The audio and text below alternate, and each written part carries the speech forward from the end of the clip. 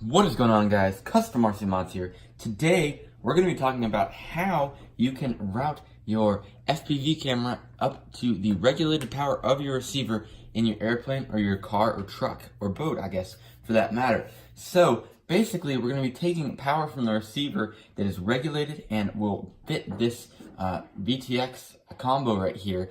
And we're going to actually make that so that we can plug these two together, and whenever the airplane's on, this will be powered, and vice versa. Or maybe not vice versa, but anyway, so let's go ahead and get right into this thing. This is a fairly easy thing to do. We're just going to need a few things. First off, we're going to need a servo lead. I'm going to be pulling it off this Tower SG 90 servo, as well as a male JST 1.25 millimeter connector right here. So that's the ultra micro E-Flight connector. And then hopefully your camera came with one of these female JST connectors. If not, you can direct solder, and that will just be soldering this servo lead up to here and then plugging in the receiver. So basically, to build this thing, we're gonna need some tools. We're gonna need these side cutters right here, hot glue gun, and soldering iron, soldering station, all that good stuff. So let's go ahead and prepare the lead to get soldered. And I'm just gonna go ahead and cut it really close to the servo. This servo is a dud, by the way. I'm not just making it, giving away this useful servo to this task.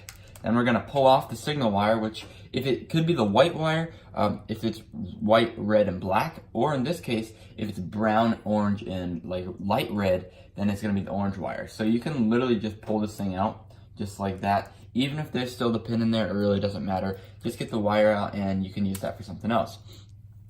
Okay, so we've got our actual signal wire out of the way, and now we have just the power coming from the receiver. So you can see right here, our receiver says that we want the signal up top, so the power is going to be on the bottom.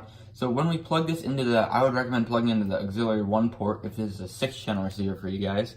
You guys can see how you want the ground on the bottom and the positive wire up top in the middle. So we're gonna go ahead and get this thing soldered up. And you guys can see this thing right here, which is my male connector, is actually on these really thin wires that came off a little Inductrix motor that I was using for my tiny whip builds. But just because this is such a low power camera right here, we don't really need anything more than this, so don't shy away from using one of these if you have a bunch of them laying around. So what we're gonna do now is we're gonna go ahead, you can take your fingernail and just pull it off, but I like to go ahead and just strip it out with some side cutters with a little bit less force. It's kind of like a score cut. If you don't get it the first try, you can always come back and try again. And you can see those are not exactly the same length, so just because I want to get this right, we're going to go ahead and put that right in there and get it completely off. And then I can go ahead and trim down this side just like that. So you can see now we've got two stripped ends, and then what we're going to do here is we're going to pull these apart and strip the positive and negative as well. And I just cut that one on accident, which is fine. So there's one. Almost. Alright, so I got my two done. I'm going to go ahead and pull them apart a little bit more so the soldering job is a little bit easier. And now we're going to go ahead and tin these wires up. And so I'm just going to take some of my rosin core solder. And what I like to do is when there is no like car or plane that these are actually mounted on, I always keep the solder at a stationary area and hold the wire and of course the soldering iron. So just go ahead and tin these guys up. Nothing special. Try to get as much solder on them as possible, and that will make it so that it's nice and easy. You don't have to put any extra solder on when you're actually making the joint. So we're going to go ahead and get that just like that. And there we go. That looks perfect. So now we got to find something to rest these on actually to make the actual joint. And I don't really have one of those like helping hand things that I think would come in very useful for this project. Very handy. But in this case, we're just going to go ahead and do a basic joint. No heat shrink tubing because this wire is too small. And you're just going to hold it right there. There's one joint. I'm going to flip the entire thing over, if it'll let me. And this is where it kind of gets tricky, because you have to actually play with the tension because they're both connected in a weird way. So once you got those two, let's see if I can just get this done. You want to kind of put a weird fold in it or something.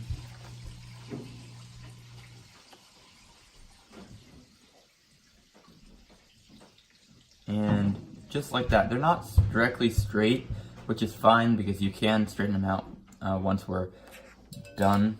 You can see now we've got two joints. One has a little bit more solder than the rest of them, but instead of actually heating it up and risking the joint on it, I'm just going to go ahead and trim it off like that.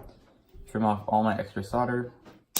It is not necessary in the joint. You can see right there, basic joint, nothing too special, but we're going to go ahead and now hot glue these up.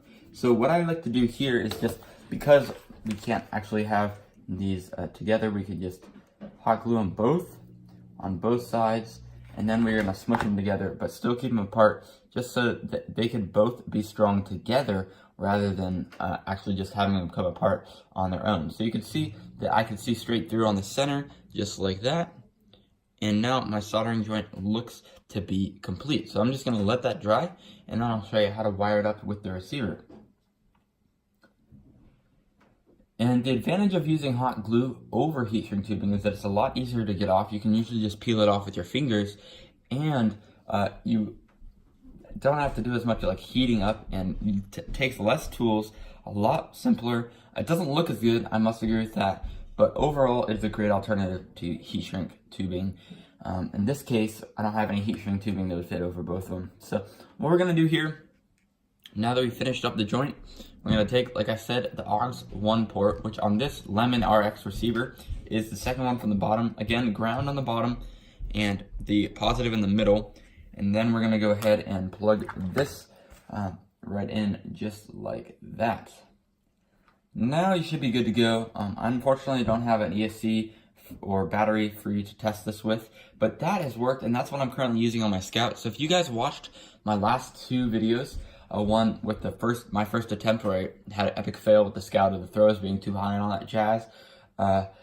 Then also the one from yesterday, which was the actual Maiden that had great flare with it. This is what I did to power the ESC, to power the camera. So yeah, thank you guys for watching. I hope you guys found this video useful. If you did, please go ahead and drop a thumbs up. I do a bunch more mods like this with a ton of videos on this channel, so go ahead, browse through those, and please subscribe if you haven't already. So thank you guys for watching. I'll catch you guys in the next video.